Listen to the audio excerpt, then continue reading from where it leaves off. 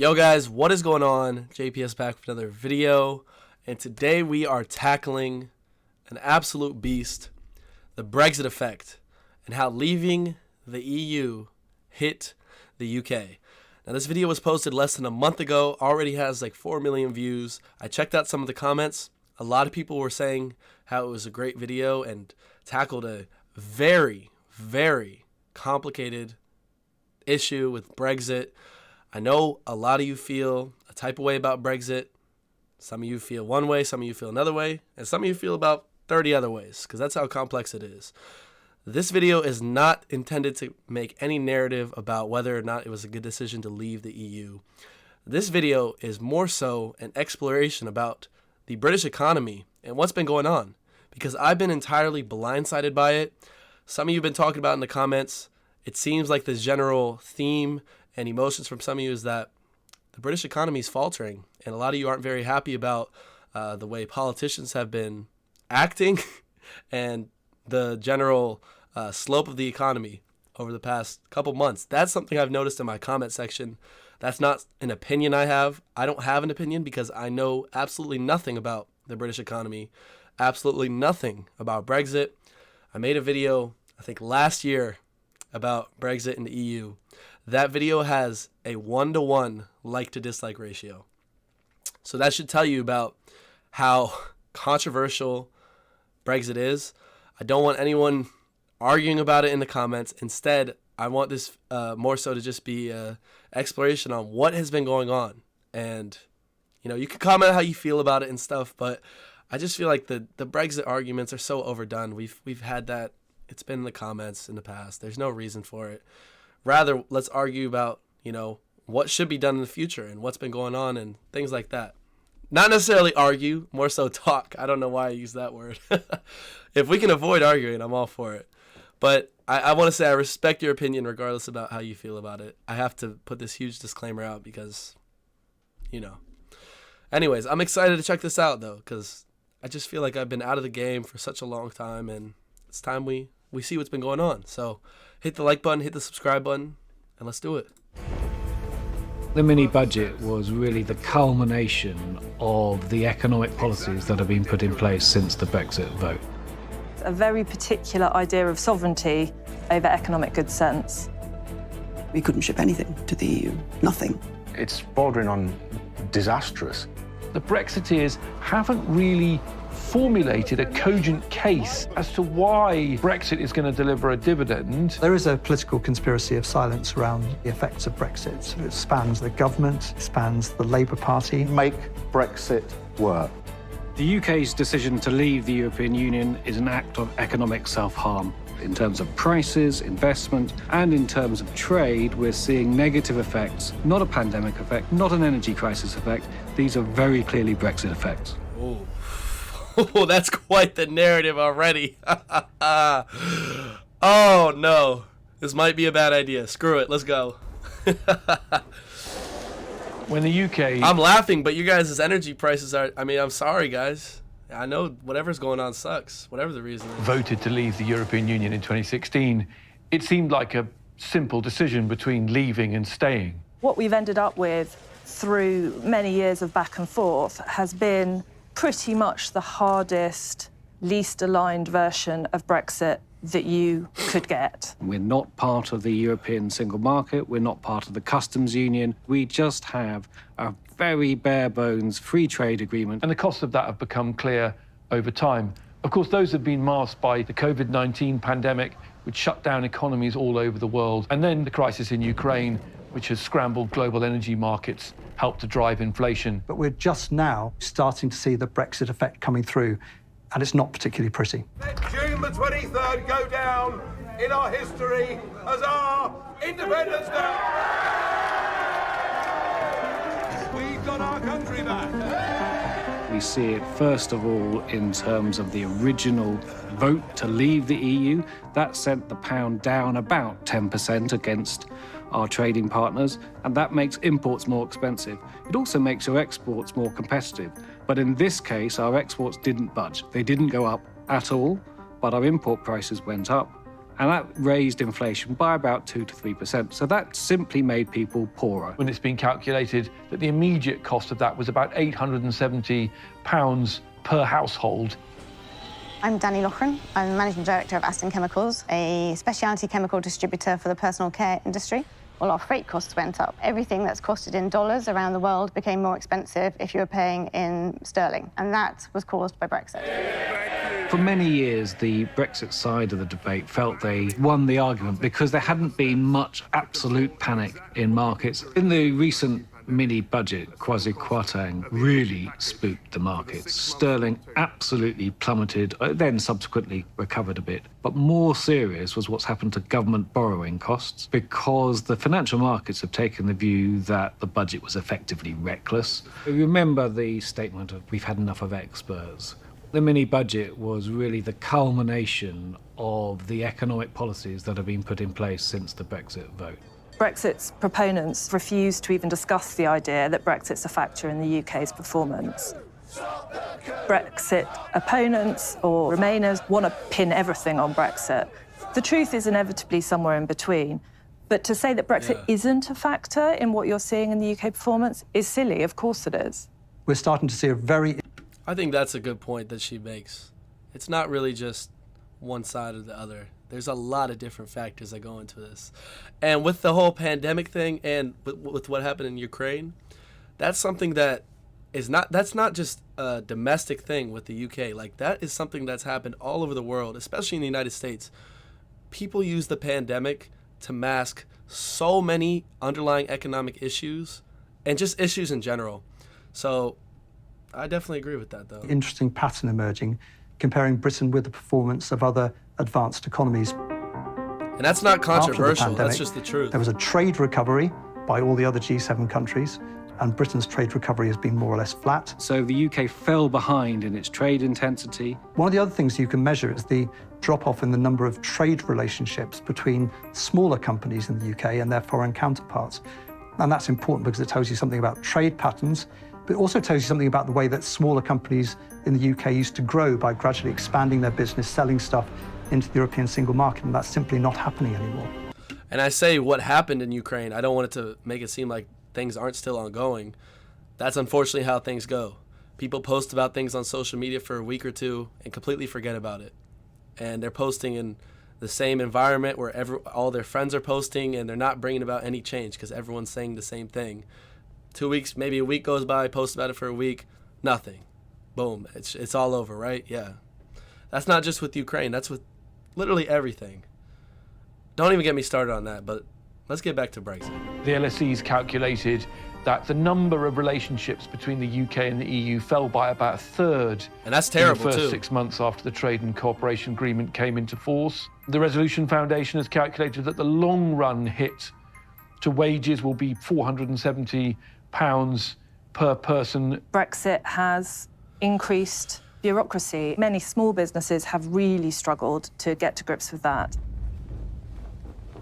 I'm Kieran Towerday. Hampstead Tea is an organic tea company. We import tea from all over the world and sell it all over the world. We were told that we would have the most amazing deal. We were going to get our sovereignty, and we were going to keep all the advantages of being the EU. As a business, we were dumb enough to believe that. Come January last year, we got an order from Italy.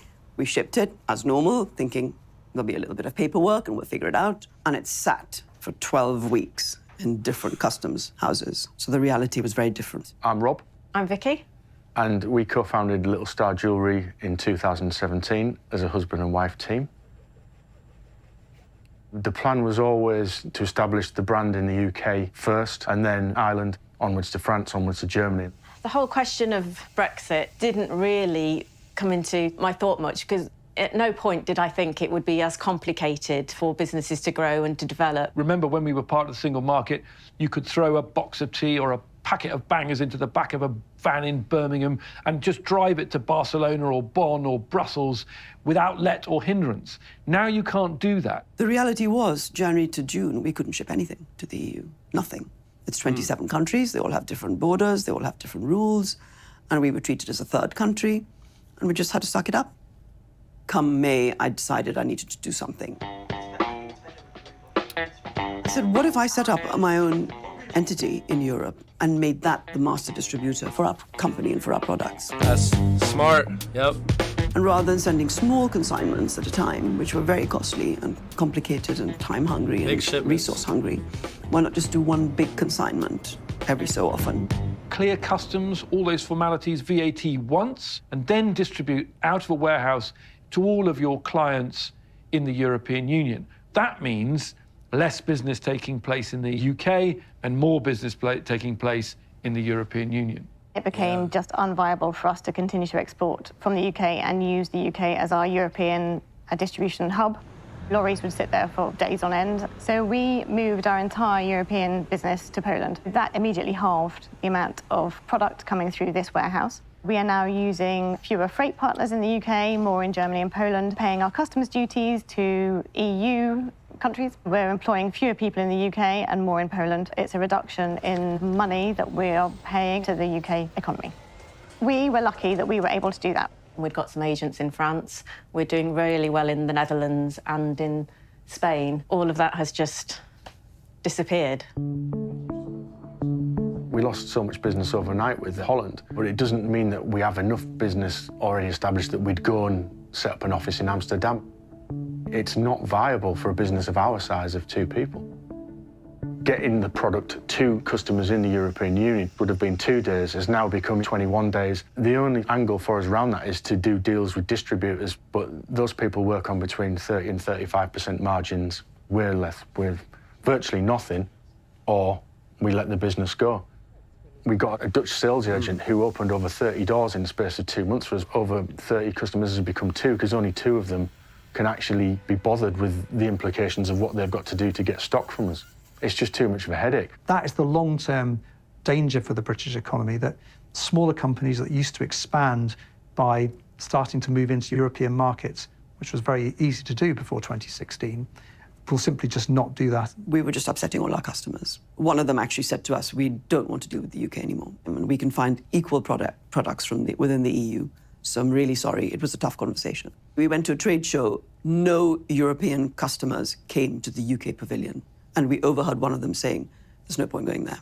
With Brexit, we don't even know what's going to happen. So there's no point trying to build new alliances with British suppliers. The damage from non-tariff barriers is it puts the UK behind a wall. The European Union, 27 countries that have one set of rules for the movement of goods, people, capital and labour. It's broadly more cost, more aggro, more uncertainty, more delays, less efficiency. In some cases, a sort of unequal playing field with competitors overseas. A French company will buy from...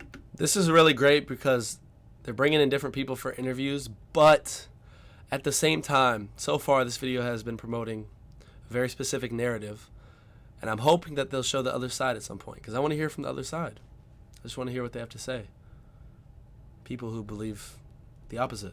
Germany, because they'll probably be able to get the same product easier and without any of the extra costs that we're having to apply to get it out of the UK. We design all of the range here, and then we send it out to manufacturers in Thailand and Hong Kong. We have a tariff for it coming into the UK, then have to pay another tariff when we're sending out of the UK, because it's not produced in the UK. The EU is very bureaucratic. And before that, we were within the bureaucracy, and now we're outside of it. The whole story about EU red tape making things more difficult for businesses, from our perspective, is a complete lie. Since 2016, business investment has been growing in all other G7 countries, but not in the UK. You can see that for a very long time, business investment was on an upward curve in the UK, but since 2016, in particular, the Brexit vote, it's been plateauing. And the government's been trying to rectify this, been throwing lots of money at it. They've introduced something called the super deduction, where you get huge allowances if you invest in capital and innovation.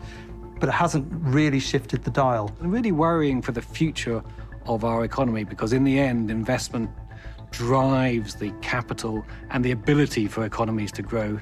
Hold on, let's take a look at this. So, is that bad though? I don't know. I think it just needs more time. Like, it's so early. Then again, we're looking at this now because we need to see what it's like now. But I feel like once we see what's been going on maybe in the next 5 years, that's when some like very concrete trends will have made their way through, and it's going to be very difficult to argue because right now there's just so many external factors and things that have been going on. But nonetheless, trying to rectify this, been throwing lots of money at it. They've introduced something called the super deduction, where you get huge allowances if you invest in capital and innovation, but it hasn't really shifted the dial. And really worrying for the future of our economy, because in the end, investment drives the capital and the ability for economies to grow into the future. And some people are saying, I mean, Brexit's not the only thing by any stretch of the imagination, but something is going on. There might be a small effect that the UK is a more service sector driven economy than others, but France is just as much of a service sector economy as the UK. Germany, big manufacturing economy, isn't that much more of a manufacturing economy than the UK. And in every other country, we've seen much more business investment. This is the Brexit effect. People don't know the direction of the UK economy. Inevitably, business investment doesn't grow as strongly. We've seen in all areas, in prices, in terms of investment, and in terms of trade, we're seeing negative effects due to Brexit, which we can now pinpoint as a Brexit effect, not a pandemic effect, not an energy crisis effect. These are very clearly Brexit effects. Plainly, there's been a huge impact strong on the British claim. economy caused by the COVID pandemic. Equally, the supply chain effects of the Ukraine war, particularly on the energy price. It would be ludicrous to claim that problems facing the British economy are exclusively down to Brexit. But what you can do is draw a comparison between Britain and other countries. Okay, he just called the guy before him an idiot, basically. He said it's ludicrous. Oh, my God. That's what I was thinking. I was like, bro, that's a really strong claim. It's pretty early, but hey, man. We see the UK pretty close to the bottom of the league table in terms of the forecast for economic growth, particularly in 2023. So the UK essentially sees no growth at all, and the only country that was worse than the UK was sanctioned Russia. You can explore the gap between the UK's performance, which has uniquely suffered Brexit, and the performance of other economies that have not. The UK government would argue that's something to do with the bungee jump effect of the pandemic, where Britain went down, then came back up more quickly, and now things are settling down again. I think it's really easy for the government to try and push the Brexit effect under the carpet and blame everything onto COVID and now everything onto Ukraine. I can see it in the figures and in the way that our business is operating. But we were really hit badly by Brexit last year. We've put measures in place that are detrimental to the British economy, unfortunately, but will help us. The Office for Budget Responsibility thinks that ultimately Brexit will cause the UK to be 4% worse off. It's about £100 billion a year that the economy is not producing, £40 billion of tax revenues or so. And we are poorer because we're not getting that economic growth that we otherwise would have done. The Brexiteer notion of a Brexit dividend is often based around the idea that the UK can have a nimbler economy. It can deregulate. The difficulty is, when you deregulate, you create a separate regulatory system. The chemical industry spent £500 million over a decade registering their chemicals in the European Union, which gave them access to the British market and 27 other countries. They're now having to re-register all of those chemicals for a separate UK register at a cost now estimated by the government at £2 billion. What we've essentially done is ask industry to spend billions of pounds duplicating a regime that already existed in the EU. And because we want to be sovereign, we want to be different, we're building our own. But that is just cost. I don't understand anyone who says that deregulation is going to be a benefit to industry. From my industry's point of view, it is nothing but extra cost, bureaucracy and work for no advantage whatsoever. So British business, after we've left the EU, has faced a recruitment crisis. Areas like construction, hospitality, social... I now see why it's so controversial. I'm understanding it now, like why you could fight over this. It's, wow. I mean, it changes everything. So British business, after we've left the EU, has faced a recruitment crisis. Areas like construction, hospitality, social care, agriculture. Again, you can argue till you're blue in the face about how much of that is Brexit, how many people left because of Brexit, or how much of that was because of COVID. Some people would argue that's for the better, that we've cut off that supply of cheap European Union labour that was able to come across to work in the UK under free movement. The idea eventually is that companies will invest more in machinery and other ways to enhance productivity to compensate. But it certainly caused some disruption in the short term. And the idea that the government was putting forward last year, that this was all part of the plan to develop a high-skilled, high-wage economy, was problematic at the time and is problematic today. So the end of free movement means that the economy is reshaped. For some industries like hospitality and construction or soft fruit growing, that creates a painful period of adjustment because those industries were predicated on the idea that there would be free movement. But ultimately, that's a political choice. We don't have to have a soft fruit industry. We had one as a result of free movement. We now have to decide if we want one going forward. This is insane.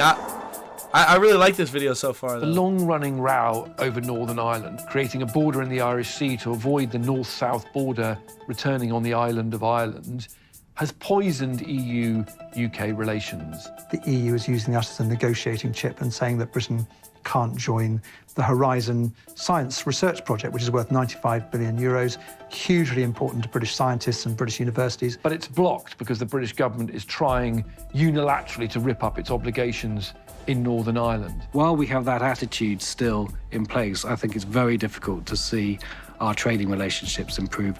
The discussion about Northern Ireland and its future trading relationship was one of the things that bedeviled the negotiations about Brexit. Everybody knew it was going to be a problem, but we did the deal anyway. We voted for Brexit. We signed a so-called Northern Ireland Protocol, which Boris Johnson and Lord David Frost, the former Brexit minister who negotiated the Northern Ireland Protocol, spent the last several years trashing. I seem to think it's become some surprise that the European Court of Justice applies EU rules to Northern Ireland when they have agreed that Northern Ireland should remain as part of the EU single market for goods. One thing I'd say about the Northern Ireland Protocol is it's given Northern Ireland an incredible trading position in Europe. It's the only place in the whole of Europe which has one foot in the UK single market and another foot in the European Union single market. It's an unwelcome fact for Brexiteers that Northern Ireland has become an economic success story, booming certainly in terms of inward investment. One of the reasons it's doing well is because it has a place in the European single market for goods. It's exactly the same trading position with the European Union that the whole of the UK had until a couple of years ago. There is a political conspiracy of silence around Brexit and the effects of Brexit. It spans the government, it spans the Labour Party in particular. It's very hard to separate out the effects of COVID and the effects of Brexit. The Governor of the Bank of England doesn't want to talk about it. There's become a kind of taboo around this whole subject. We absolutely need an honest debate about the economic effects of Brexit. What exactly did you expect? Okay, I mean, there's a conspiracy of silence about everything with politicians. Why would a politician want to make a direct stance on Brexit? They're going to lose half of the people who... You know what I mean? It's just like... That's. I feel like that's common sense. Why is that even a thing? Of course. Of course. Politicians don't talk about anything, bro. Imagine trusting a politician. No. Never going to happen. It's never going to happen. Empty promises, always doing this, that, and the third, avoiding questions, just sitting up there doing absolutely nothing. I've never seen a politician be a force for good at a national or state level. It's me personally. Okay, local politicians, that's a little different. It's way different. But this is not a conspiracy. This is it's the fact of silence. Politicians Once suck. you had a government of whichever party willing to look at facts, then they could start saying, it looks as if Brexit has hurt us. It's making you poorer. This is what our evidence suggests. The evidence will say that, by the way. And then once you say that to the public and keep repeating it, you can start opening the debate. Politically, the truth is neither party can be honest about Brexit. The Tory party doesn't want to be honest that the actual choice that Brexit presents is between being a rule taker, between subjugation like Norway, and self-harm, which is all the economic damage that comes from walling yourself off from your nearest and biggest market. And the Labour Party doesn't want to talk about Brexit because it reminds voters why they voted Tory. The Labour Party, as the Tories frame it, tried to block Brexit. This is still a live rail in British politics. People don't want to go anywhere near Brexit. It's divided the country, it's divided communities, it's divided families. But in a way, that shields us from a debate which we should be having about how we can make Brexit function in a way which doesn't distort the economy. People who speak out against Brexit are often decried as Ramonas or Remainiacs. We're all being asked to accept something which in 2015 was only the official policy of the UK Independence Party. The Conservative Party, the Labour Party, the Liberal Democrats, Greens, trade unions, the CBI, the whole of British political and civic society believed Britain was better off inside the European Union. And yet we are all being told we have to pay allegiance. This is a new national policy. I mean, is it not? I understand what he's saying, and I agree with the, sparking debate and talking about what the move is going forward. But dude, are you just going to go back into the European Union? Like, it's not that simple. So in a sense, yes, you do have to kind of figure out ways to move forward like that. Some of these speakers, I don't really understand what they're trying to get at there. Like, that's what happens. And that's not just with this, that's with life. Sometimes you'll make a bad decision and that's the narrative with this video, of course, but sometimes you make a bad decision, you got to man up and just find out how to move forward with that decision. Sometimes you can't go back. You can't change things in the past. And that's what life is, really. Expected there to be a 1 year down the road recap, what went wrong and what was right and how we can fix it. But we haven't seen that. It would be really good to hear what other people's experiences have been. There might be some good news stories. I don't know. I haven't heard any. I find it hard to think of anyone who said this has been brilliant for my business. Some businesses will win as a result of Brexit. Businesses that can produce products for the UK market that are now too complicated or too difficult to import from the EU. That doesn't necessarily mean that the UK economy is winning. EU-based companies that have gained some of our contracts, the EU freight companies that are gaining our freight business that isn't in the UK anymore, they're all doing quite well. The people in Poland that we've had to employ in warehouses rather than people in the UK, they're doing quite well.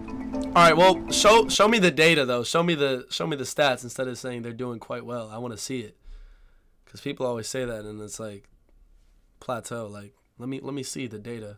I'm not disagreeing, but In I'm not just going to theory, believe the City of London based off is a that. place where the UK being able to make its own rules should be important. This Bring is up some stats, our like, sector come that on. we're the best at, that we know the most about. We were responsible for a lot of rulemaking while we were within the EU. To date, we haven't seen the results of that.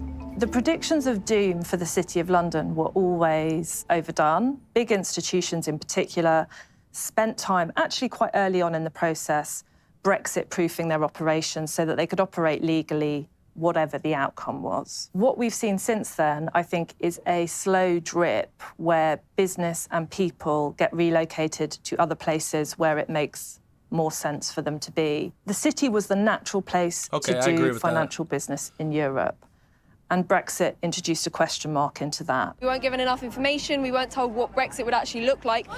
Stop Brexit! The losers will be some of the younger people who voted against Brexit. If you look at the age profile of people who voted for Leave, there's a vote amongst the older What the hell was that? members of the population. The younger generation See him at a start to pub. discuss this topic. They can't travel easily anymore. They need a nomad visa if they want to work in Europe. They can no longer invest in Europe easily. And with the geopolitical situation on a knife edge, it would be nice to be a part of a bigger group. And I feel sorry that we aren't for the next generation. Go and talk to people who are not rich Remainers. Will Britain leave the EU on time? Sure. You certainly hear Conservatives who say that if you can't demonstrate the benefits of Brexit by the next election, you're going to be in serious trouble. And so you have the creation of jobs like Brexit Opportunities Minister. Leaving the European Union is the most fantastic opportunity for the United Kingdom. The benefits of Brexit are always just around the corner. This happened 6 years ago. By now, somebody in government, given the fact this is a Brexiteer government, should have identified what the benefits are. The Brexiteers haven't really formulated a cogent case as to why walling the UK off from its largest market on its doorstep will lead to a better economy. When the government unleashed its Brexit opportunities document, what was the number one item? That you were going to have a crown stamp back on your pint pot in the English pub. Well, the Vote Leave side presented a very optimistic view of what the British economy would look like after Brexit, including a massive series of deregulation, Britain buccaneering around the world, striking trade deals around the world. There have been some trade deals, but they've mainly been with countries that Britain already had a trade deal with through the European Union. Australia really is the only one exception to that. Signing a free trade agreement with New Zealand or Australia has ups and downs for the UK economy and is probably very, very marginally positive. But it's nothing like losing a free trade agreement and losing the frictionless trade you had with your biggest trading partner that's only 20 miles away across the channel. We lose 4% of our GDP. That dude is probably the biggest proponent for the narrative. Like, he is just... I feel like he's a little too extreme with some of the things he's saying. Like saying it's marginally beneficial. Like, he's acting like having that agreement with Australia is just nothing. It's nothing. It's something, bro. It's something. And I want to see how this plays out over time. Like I said, it's still very early, especially with what's been going on for the past 2-3 years. Who knows? There'll be something next year, World War next year. So that'll probably mask what happens with Brexit. You know what I mean? So what happens within the next 5 years, decade or so will really be, there's no going back. Like, there's no arguing or acting like this, that. I'm sure people will still bring it up like, oh, this really caused the economy to downturn and we couldn't recover from that. So we're still experiencing some benefit or some consequences of that.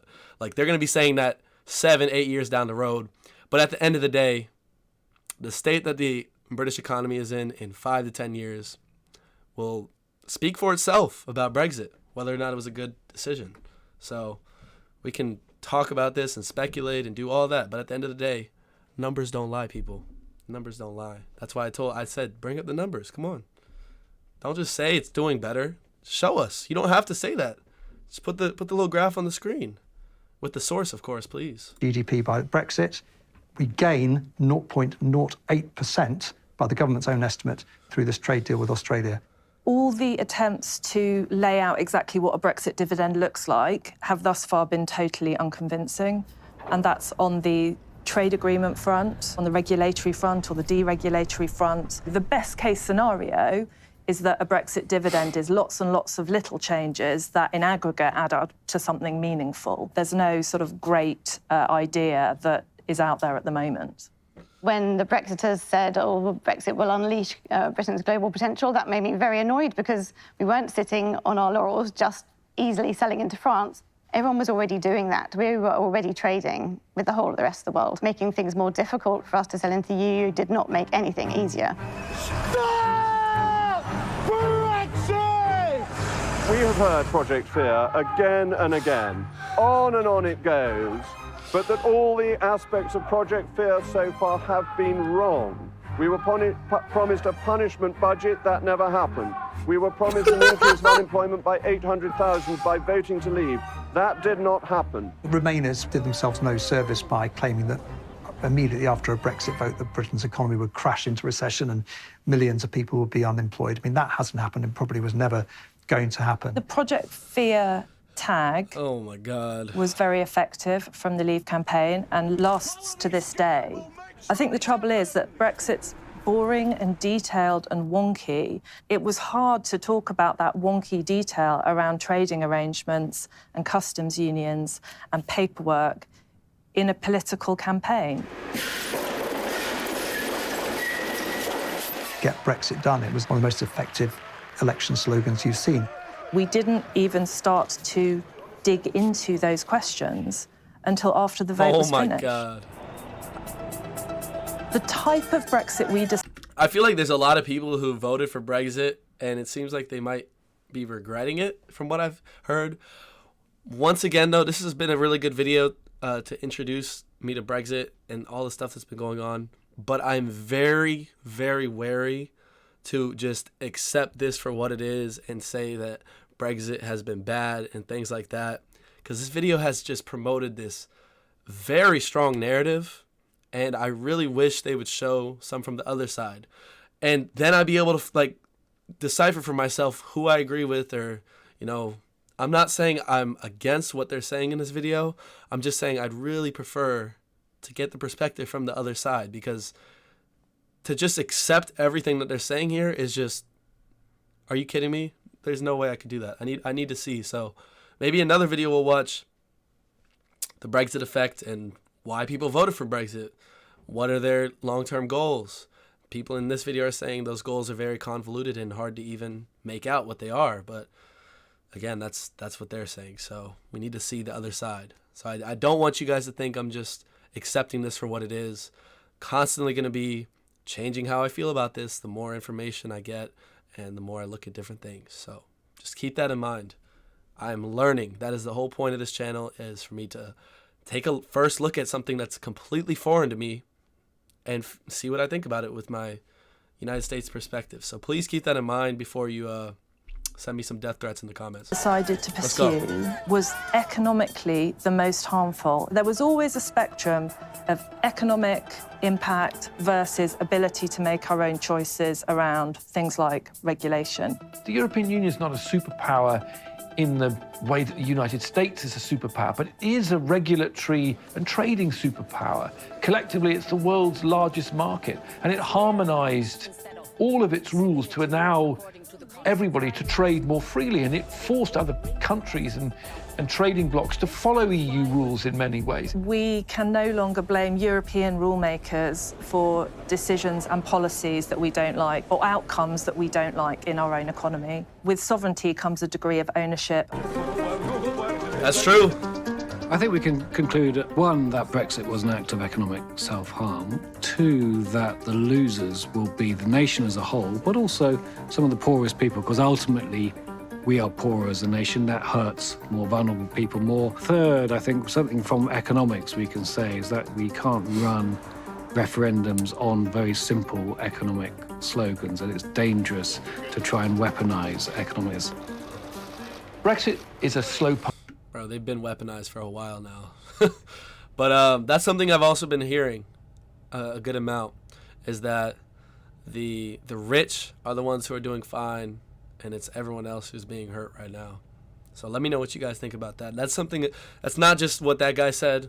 I've been hearing that a good amount and reading that in the comments. Puncture, it's not a car crash. So that doesn't mean that Brexit creates an unemployment crisis in the UK, but it may mean that over time, UK workers find themselves in less productive jobs, and that makes the economy smaller than it otherwise would have been. It makes wages lower than they otherwise would have been. The slow puncture analogy has been right from 2016, but I think the mini-budget is that first sign that if we push things too far, not only are you going to begin to hear much more of an audible hiss, but you might even have a blowout. It's bordering on disastrous. I don't think there's any real public awareness of this. Even if we go and visit my mum for a weekend and talk to her about the difficulties we face, she'll go, "Oh, really? I thought we had a deal." Nothing's ever in the news about it. Nobody else seems to be voicing any concerns, apart from maybe you on Twitter.